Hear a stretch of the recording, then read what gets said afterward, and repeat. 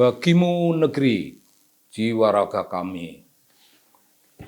Kita mengulang-ulang ungkapan itu karena sentral kehidupan utama kita yaitu mengabdi bagi jiwa raga kami.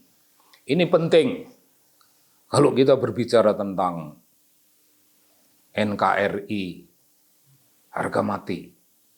Kalau kita berbicara NKRI, harga mati, nah itu perhatian dan fokus kehidupan terpusat pada bagimu negeri jiwa raga kami. Kini pada hari ini akan kita bahas zaman yang lebih dahulu dari zaman ketika orang bicara bagimu negeri jiwa raga kami. Di zaman yang kita bahas ini, zaman para wali, ketika kekuatan fisik menjadi keunggulan dalam hidup. Ini tidak hanya terjadi di wilayah kita. Peradaban yang menyembah kekuatan ragawi itu terjadi di berbagai belahan dunia dan menjadi tanda kehidupan berbagai etnis, berbagai bangsa mengalami zaman itu. Nah, di tempat kita ada sesuatu cerita yang sangat menarik. Kalau menurut imajinasi dunia seni, masyarakat Pantai Utara, cerita ini panjang, menjadi lakon berseri-seri. Satu lakon tentang Saridin, lainnya lakon tentang Syekh Jangkung. Ini semuanya bagian dari kisah kemanusiaan. Bagian dari sebutlah peradaban yang mengagumi kekuatan jasmani. Yang mengagumi kekuatan jasmani. Ada kisah mengenai itu menjadi penting dalam dunia sastra zaman wali, menyampaikan suatu pesan menarik, yaitu kita mulai saja lebih dulu. Ada seorang ibu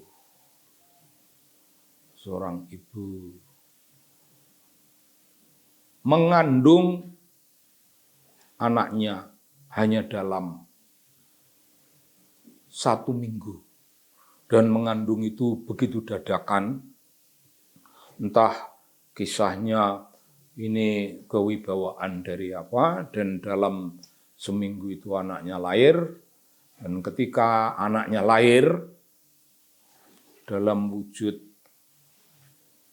bayi laki-laki oleh si ibu dan si bapak dari bayi itu, bapaknya itu disebut Ki Ageng Keringan, yaitu orang yang berkuasa di suatu mungkin namanya pedesaan Keringan itu. Dibawa sowan ke Sunan Kalijaga. Kanjeng Sunan ada di rumah Sunan Muria di Gunung Muria itu. Sunan Muria tuan rumah, Kanjeng Sunan Kalijaga tamu, dan gurunya Kanjeng Sunan Kalijaga, yaitu Sunan Bonang. Waktu sepasang ayah ibu baru itu datang menggendong anaknya, dia berbicara, mengucapkan salam, dan menyampaikan tujuannya, menggambarkan, mengisahkan anaknya sudah lahir, belum punya nama, mohon Kanjeng Sunan Kalijaga berkenan memberi anak ini sebuah nama. Kanjeng Sunan merasa tidak enak karena di situ ada gurunya. Maka bayi yang diterima itu diserahkan kepada Kanjeng Sunan Bonang, gurunya Kanjeng Sunan Kalijaga. Guru, berhubung guru ada di sini, mohon gurulah yang memberi anak ini nama. Kanjeng Sunan Bonang ya harus memilih nama-nama yang cocok untuk spirit hidup zaman itu. Spirit hidup zaman itu di kalangan wali-wali, di kalangan komunitas Islam yang belum terlalu lama, yang sedang tumbuh, ya orientasinya kepada Arab, spiritualitas Islam, tapi itu berbau Arab, dan cita rasa hidup yang juga berbau Arab, tapi maksudnya sebenarnya tidak Arabnya, tapi Islamnya. Namun Bung, siapa bisa membedakan? Siapa yang punya waktu untuk memisahkan antara kearaban dan keislaman? Bagi orang umum yang tidak terpelajar, itu perkara yang tunggal. Islam dan Arab itu ya sama.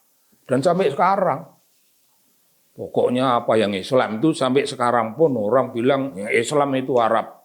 Tapi gulungan yang kritis mengingatkan, berhati-hatilah. Islam satu hal, Arab hal yang lain. Nah, Kanjeng Sunan Bonang memberi anak itu namanya Syahrido. Syahrido, ya,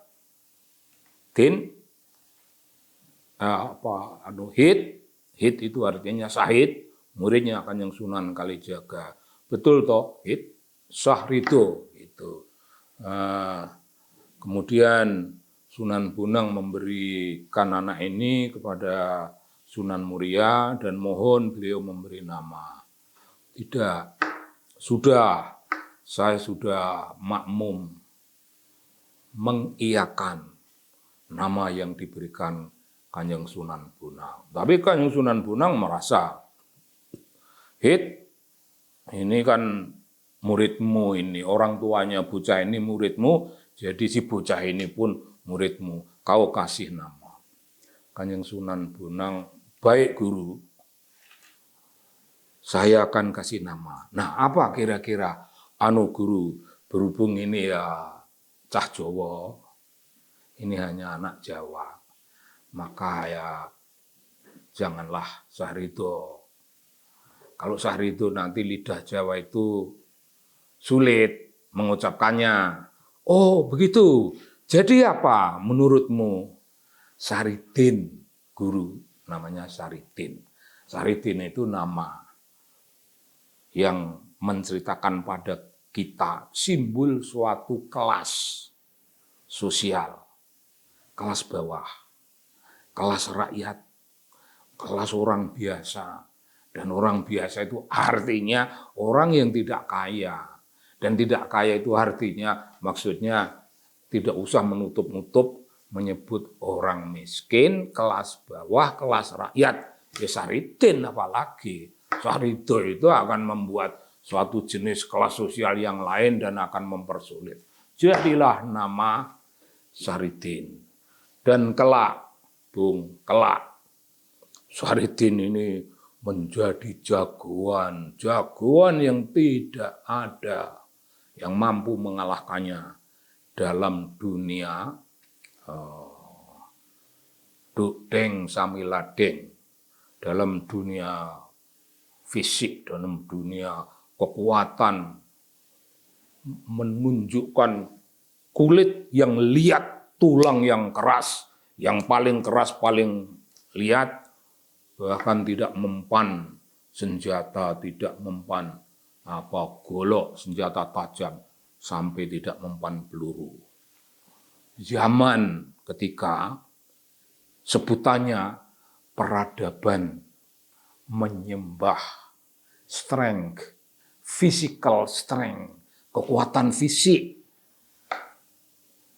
Ya, orang yang memiliki kekuatan semacam itu didudukkan sebagai nomor satu.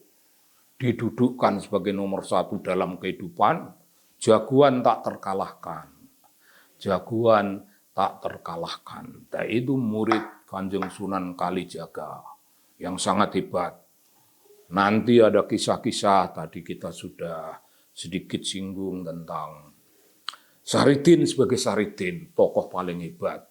Tapi Saridin yang berubah kelas sosialnya menjadi Syekh Jangkung, menjadi kekasihnya Sultan Agung di Mataram, menjadi pelindung di Kota Pati, kota awal-awal sosialisasi keislaman atau awal islamisasi Jawa Pantai Utara, wabil khusus Kota Pati. Nah, Bung, biarkanlah Saridin yang dahsyat itu tetap dahsyat dalam dirinya dan dahsyat dalam kacamata sejarah, tapi jangan keliru, itu tidak terlalu murni sejarah, biarkanlah dia juga hebat, agung dalam kacamata yang namanya mitologi. Sejarah dan mitologi itu dua kekuatan yang berdampingan. Kapan sejarah membisu, maka mitologi yang berbicara.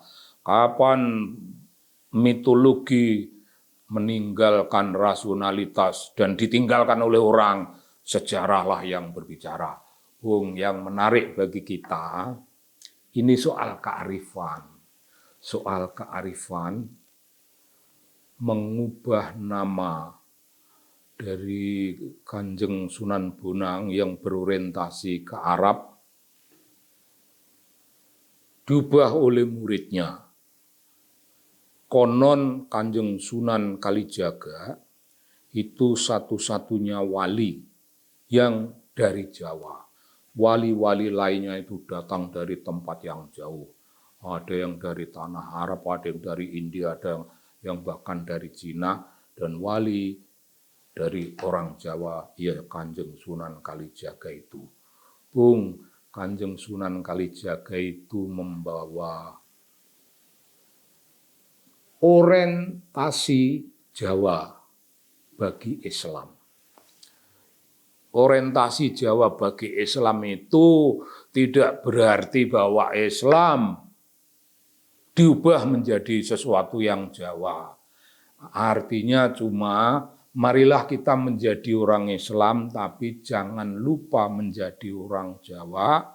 Islam itu satu hal, Jawa itu hal yang lain, dua-duanya tidak begitu sama, kedua-duanya berbeda, tapi ada cita rasa lokal yang tidak boleh dilupakan. Artinya itu nampak pada kita ada Islam Jawa, Islam kontekstual. Bukan bicara teks, Islam dalam konteks Jawa, ya tidak harus pakai surban, tapi Kanjeng Sunan Kalijaga yang bisa membeli surban, beliau tetap memakai udeng, tutup kepala Jawa, yang variasinya banyak, Solo Jogja beda, bagian utara, nganut Solo boleh, nganut Jogja boleh, tapi tutup kepala. Itu menjadi tanda pengganti surban dan baju hitam-hitam, pengganti baju-baju putih yang Arab. Bung, Islam itu Islam, Arab itu Arab. Arab itu Arab. Di sini perkara yang penting itu begini, Bung. Jangan mengarab-arabkan yang bukan Arab. Jangan memaksa-maksakan sesuatu yang bernama nilai, sesuatu yang namanya ajaran, sesuatu yang namanya pusat orientasi spiritual. Ya jangan diarab-arabkan lah. Orientasi spiritual itu bisalah dianggap memiliki suatu bau, memiliki suatu pengaruh, aroma. Apa salahnya kalau Islam itu beraroma Jawa? Tauhidnya, tauhid keislaman, syahadat yang diakui di seluruh dunia Islam. Tapi ada renek-renek lokal. Itu konteks lokal. Dan kalau di dunia kaum Nahdliyin memiliki kepercayaan tentang Islam itu sebagai Islam Nusantara, alangkah dahsyatnya itu orientasi. Alangkah tepatnya cara memberi tempat keislaman yang dipegang, yang dianut, yang jadikan pusat orientasi kehidup kaum Nahdliyin, yaitu Islam Nusantara, karena kenyataannya berada di Nusantara, kemudian diperkaya oleh konteks kenusantaraan, Islam dan Nusantara tidak usah dijadikan dua ketegangan, dua orientasi yang merepotkan. Islam dan Nusantara itu satu kesatuan kultur, satu kesatuan spiritualitas, satu kesatuan pusat orientasi hidup, dan Islam Nusantara adalah Islam yang memanggul warisan spiritualitas, warisan ajaran-ajaran para wali yang penuh dengan sikap bijaksana. Jangan Syahrido, jangan nama saja Arab, berilah dia nama Saridin. Bung Karno mengingatkan Bung sebagai pemimpin bangsa, kalau kau menjadi Islam, ya jadilah Islam di Nusantara ini, dan dimanapun tempat Anda, tidak usah Anda menjadi Arab. Kalau Anda menjadi Katolik, jadilah Katolik. Ya di Jawa atau Katolik Nusantara, tanpa mengurangi spiritualitas ajaran yang pusatnya Roma. Tidak usah ke Roma-Romaan. Kalau Anda menjadi Hindu atau Buddha, ya jadilah Hindu Buddha di tanah ini, di negeri ini, di Nusantara ini, dan perkuat dan besarkan Nusantara dengan kehinduan dan kebudayaanmu, maupun dengan keislamanmu, maupun dengan kekatolikanmu. Perkaya negeri ini dengan spiritualitas semacam itu, tapi Hindu Buddha tidak memaksa kita menjadi orang India. Bung Karno dan para Kiai Nahdliyin begitu tepatnya menempatkan orientasi nilai. Bermula dari Kanjeng Sunan Kalijaga, mengubah Syahrido menjadi Saridin, mengakui lokalitas kita, mengakui kenyataan, identitas kita itu lokal. Siapapun punya identitas, dan identitas itu hanya lokal. Ya jaranglah orang yang identitasnya global, dan itu tidak perlu. Saridin, gambaran Islam. Kalau mau dibalap itu Islam Jawa, tidak berarti Islam yang diwarna-warnai oleh sesuatu yang bukan Islam. Islam Jawa di situ karena ya dia ada spiritualitas Islam di Jawa, spiritualitas Islam di Nusantara, dan kaum Nahdliyin, pewaris wali-wali, ilmu-ilmu wali, kearifan wali, menempatkan Islam dengan nama Islam Nusantara. Dan saya ingin menekankan itu bermula dari Syahrido yang diubah menjadi Saridin oleh Kanjeng Sunan Kalijaga. Bung, ini cara kita merawat dimensi kebudayaan dalam hidup kita untuk mengukuhkan NKRI harga mati. Karena semua hal di NKRI-kan, keislaman ya di NKRI kan, kekatolikan, kebudayaan, kehinduan, dan lain-lain. Kelar bung, kelar itu Islam Nusantara. Kita kaum Nahdliyin barangkali berutang pada Kanjeng Sunan Kalijaga, tapi kita bisa merasa berutang karena para wali-wali, para kiai-kiai senior itu wadah, itu penjelmaan, itu representasi dari kearifan Islam dan ilmu-ilmu keislaman. Hidup spiritualitas Islam di Nusantara, hidup Saridin. Salam, Bung. Salam bagimu negeri, jiwa raga. Amin.